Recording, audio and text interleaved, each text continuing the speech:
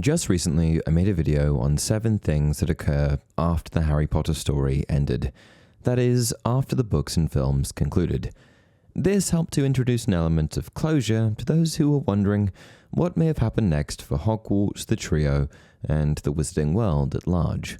And today we're going to be sticking to that same theme, but flipping it on its head, exploring major events and wizarding conflicts that occurred prior to the first few iconic pages of the story that we've come to know and love.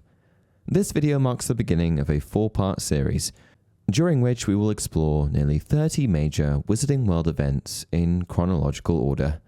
Let's dive in.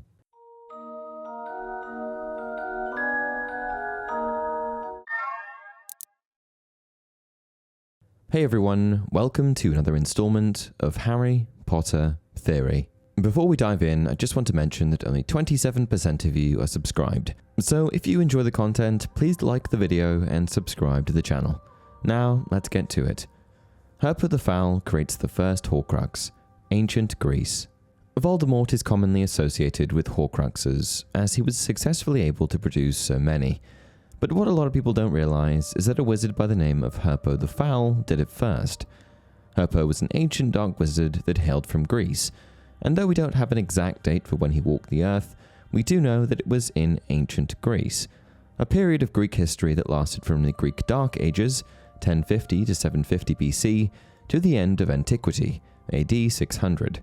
This would put his creation of the first ever Horcrux as one of the earliest moments in known wizarding history.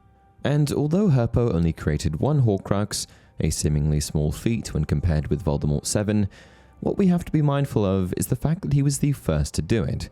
He set the stage and figured out that it was possible.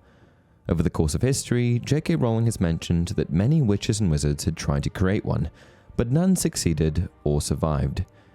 Wizards would have been looking for ways to do exactly what Voldemort did for years, and some of the ways they would have tried would have killed them. So I imagine it, well, they're huge parallels. Splitting the atom would be a very good parallel in our world. I do imagine that other people are going to have tried.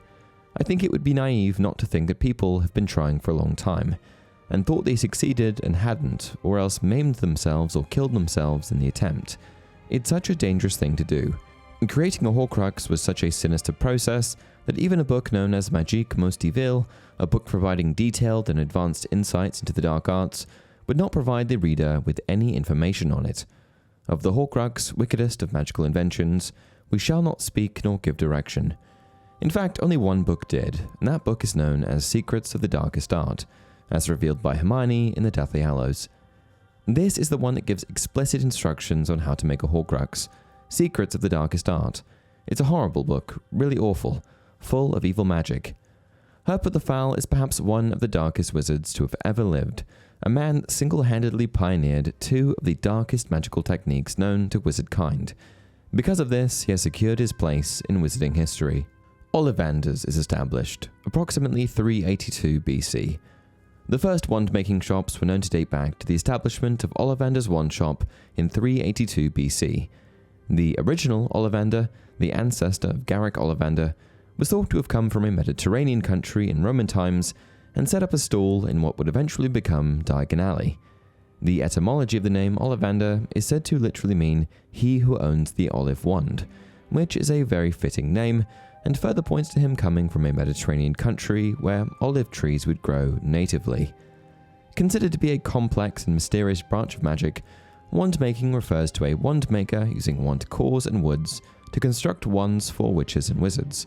The profession dates back many centuries, and the earliest known wand makers were said to have been druids. A druid was considered to be, in Celtic times, a member of the learned and priestly class. Druids considered anything with a woody stem to be a tree, which led to them producing wands out of things like vine, a tradition followed by wand maker Garrick Ollivander in the 20th century. Though druids were skilled at their craft, at this stage in history it was still totally normal for a customer of a wand shop to bring their own core with them, a tradition that has basically fallen off in more recent times. The Ollivander family revolutionized wand-making when they publicly forsook the traditional wand-making process, which previously had witches and wizards procure their own wand core. Ollivander believed that this process produced wands that were inferior in quality and performance, which led to the family procuring all wand components for future customers. Ollivander researched the best wand cores and would always find the best wand wood to complement it, and where the purchaser would previously select a wand of their choosing, he began the tradition of having the wand choose the wizard. Founding of Hogwarts, 10th century. This might shock you when I say this, but there was a time in wizarding history when Hogwarts didn't exist. That means no houses, no sorting hat, and no castle. But fortunately, thanks to 4 10th century witches and wizards, who had, in the sorting hat's own words, the self-same yearning to make the world's best magic school, the school eventually made its way into existence. These founders were Godric Gryffindor, Rowena Ravenclaw, Salazar Slytherin, and Helga Hufflepuff.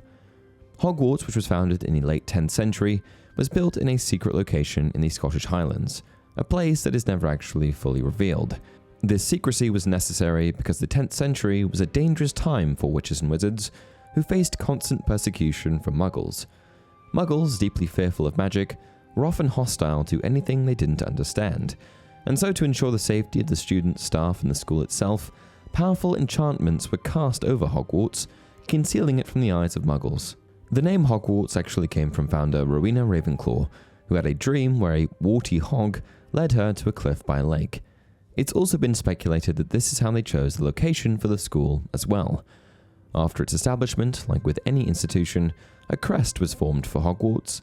Emblazoned upon the school crest are the words Draco dormian nanquam titilandus, which roughly translates to never tickle a sleeping dragon. And since that day in 993 AD, Hogwarts has continued to serve as the cornerstone of magical education in Britain, shaping the lives of young witches and wizards for over a millennium. Wars, rebellions, and dark wizards have come and gone, but Hogwarts has always stood strong, making it a beacon of hope when darkness seeps in. Salazar Slytherin leaves Hogwarts and creates the Chamber of Secrets, 10th century. After Hogwarts School opened its doors, there was a short-lived but harmonious time, when the founders' friendships were intact and things flowed seamlessly. However, it didn't take long for Salazar Slytherin to start butting heads with his fellow founders. While his dark wizarding ways didn't initially bother Godric, Helga, or Rowena, his anti-muggle rhetoric, however right it might have been at the time, didn't sit well with the others. And eventually, driven by frustration, Slytherin issued an ultimatum to the other founders. He could no longer envision a future for the school if it continued accepting Muggle-born students. Despite having significant control over his own house and the sorting hat assisting him in selecting only purebloods for Slytherin, it just wasn't enough for him. Salazar wanted every house at Hogwarts to admit only pureblood wizards, believing they were the true heirs of magical lineage. And as tensions grew, the issue eventually reached a breaking point. Slytherin found himself at odds with his fellow founders, who firmly believed that Muggle-born witches and wizards were just as valuable as those of pure blood. They rejected his increasingly rigid and prejudiced views, refusing to limit Hogwarts admissions based on bloodline. Even Salazar's oldest friend, dear Godric, rebuked Slytherin for his intolerance. And so, in the end, Salazar felt that he was forced to abandon Hogwarts, the very school that he had spent so many years helping to form. But he didn't leave the school unblemished. In the years to come, the Sorting Hat would continue to select students based on Salazar's preferences. And there was one more stain Slytherin left behind. In the depths of Hogwarts, only accessible by hidden pathways, the Dark Wizard had created the Chamber of Secrets, a secret chamber complete with a statue of his likeness.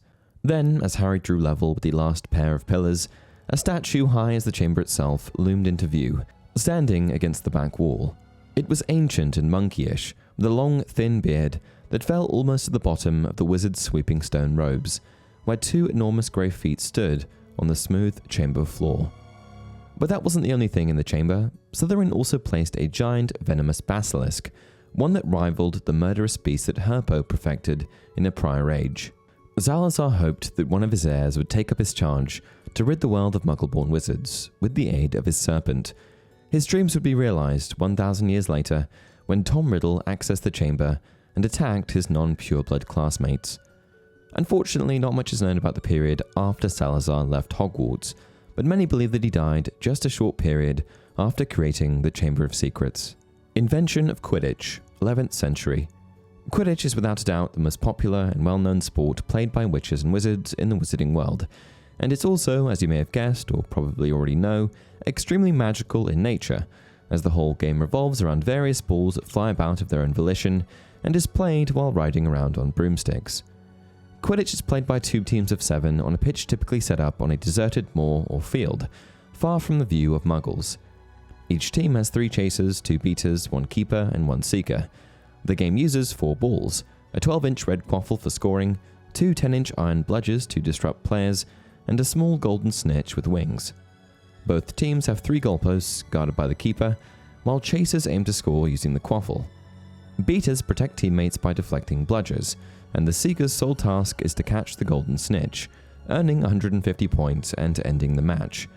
In the wizarding community, the game is a hit.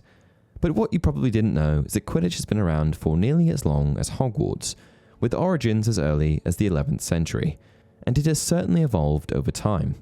The first known sighting of Quidditch was by a witch who lived in Quidditch Marsh in the 1000s called Gertie Kettle.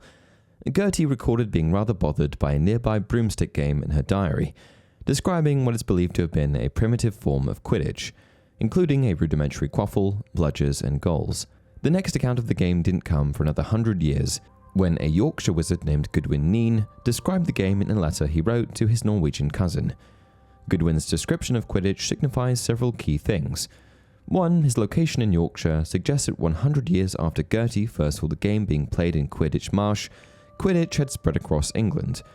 And 2. The equipment and game itself had evolved, as Goodwin calls the game itself Quidditch with a K, and also used the terms bludder and catcher, which can presumably be forms of the modern-day bludger and chaser. In his letter, Goodwin also makes note of new scoring barrels and describes there being 3 at each end of the field, all of which were up on stilts.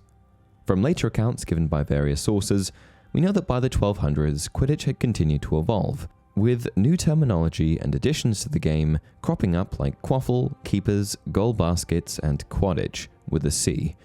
One of the biggest changes to the game, however, didn't take place until the middle of the 13th century, when the golden snitch was eventually added to the game.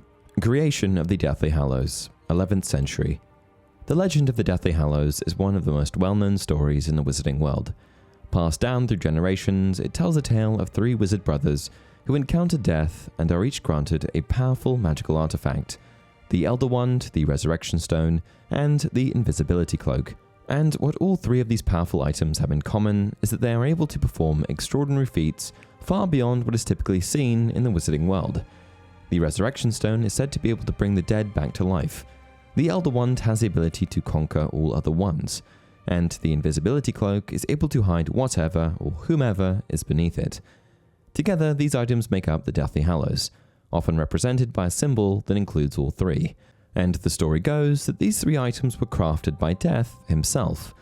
Given that Antioch, Cadmus, and Ignotus Peverell, the 3 brothers commonly associated with the story, were born in the late 11th, early 12th century, it would be reasonable to assume that the Hallows were also created in that same period.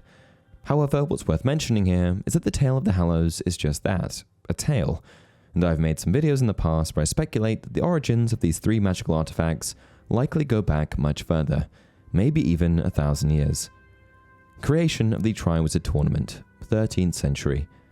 The Triwizard Tournament is a magical competition between 3 of the major wizarding schools, Hogwarts, Beauxbaton, and Durmstrang.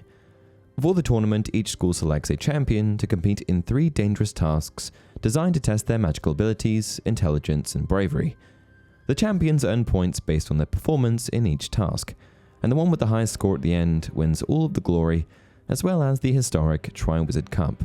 Just like most events from the early wizarding world, the exact origins of the Triwizard Tournament are all but lost to time, but based on a little bit of information we do possess from that era, we can safely deduce that the first contest occurred sometime around the end of the 13th century. At this time, the 3 major wizarding schools of the region came together and decided to pit their students against each other. And ever since the tournament began in the late 13th century, it plugged along, becoming a staple in the lives of many wizarding students throughout Europe and Britain. The 3 schools pledged to hold the event every 5 years, and for the most part, they stuck to that. But even though the tournament played such an important role in the history of magical education, you might be surprised to know that there aren't many records about the games, or even the champions from each tournament. And that's it for today's video. Keep an eye out for the next one, where we take a look at 7 more major events from Harry Potter history. Also, if you haven't watched already, check out my video, 7 Major Events After the Harry Potter Story Ended. Until next time, remember, it does not do to dwell on dreams, and to forget to live